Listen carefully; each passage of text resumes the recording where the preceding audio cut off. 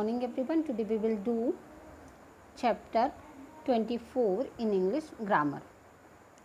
First question, what is preposition? Means preposition किसे कहते हैं, क्या है preposition? Answer, a preposition is a word or group of words that shows the relation of a noun or pronoun with other words in a sentence. preposition क्या होता है? preposition एक ऐसा शब्द है या ग्रुप का शब्दों का समूह है जो हमें क्या दिखाता है, जो हमें नाउन और प्रोनाउन का रिलेशन बताता है दूसरे शब्दों के साथ वाक्य में। किसी भी वाक्य में नाउन और प्रोनाउन का संबंध दूसरे शब्दों के साथ बताना ही प्रोपोजिशन कहलाता है। For example, the cake is on the table, on the plate, the cake is on the plate. अब जो केक है ये क्या हमारा नाउन है और प्लेट भी नाउन है, तो इस केक और प्लेट का जो रिलेशन है कौन दिखा रहा है? ऑन दिखा रहा है। क्यों? क्योंकि the cake is on the plate. जो केक है कहाँ पर है? प्लेट पर है। तो जो पर का जो सेंस दे रहा है, पर किसका रिलेशन बता रहा है? केक और प्लेट का बता रहा है कि जो केक है वो प्लेट के ऊपर है या प्लेट के नीचे है, कहाँ पर है। तो इसी तरह से आपको ये एक्सरसाइज करनी है। Exercise A, fill in the blanks. आपको एक एक्सरसाइज दी है, इसमें आपको प्रोपोजिशन फिल करने हैं। फर्स्ट है, the mug is dash on the table. आपको यहाँ पर फिल करनी है proposition.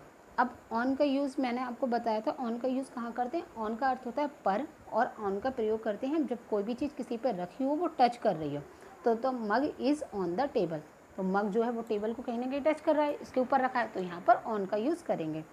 Number second, the cat are dash the room. अब यहाँ पर इन है, the cats are in the room. In का अर्थ होता है में, अगर कमरे में कोई चीज़ है तो हम वहाँ पर इन का यूज़ करते हैं, the cats are in the room. Number third, Anju jumped dash the swimming pool.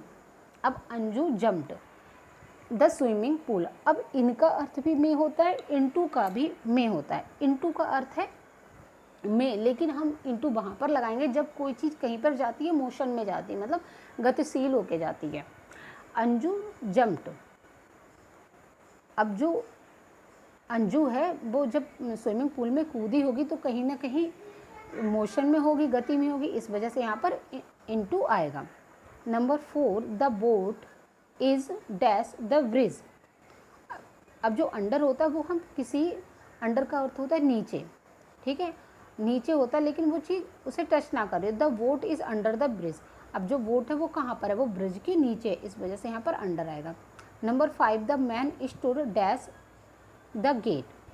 अब जो एट का अर्थ तो वो पर का सेंस होता है, लेकिन यहाँ पर पर का अर्थ ये नहीं होता किसी को कोई छुए, मतलब हम किसी को इशारा कर रहे हो। The man stood at the gate, इस वजह से यहाँ पर एट आएगा।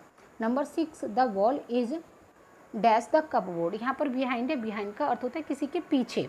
The ball is behind the cupboard means जो बॉल है वो कहाँ है? अलमारी के पीछे है।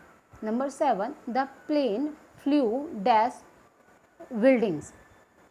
अब the plane flew over, over का अर्थ होता है कोई भी चीज़ हमारे ऊपर से होकर गुजर के जाए लेकिन वो हमें टच ना करे, तो the plane flew over the buildings. जो प्लेन था वो बिल्डिंग्स के ऊपर से उड़कर गया। Thank you.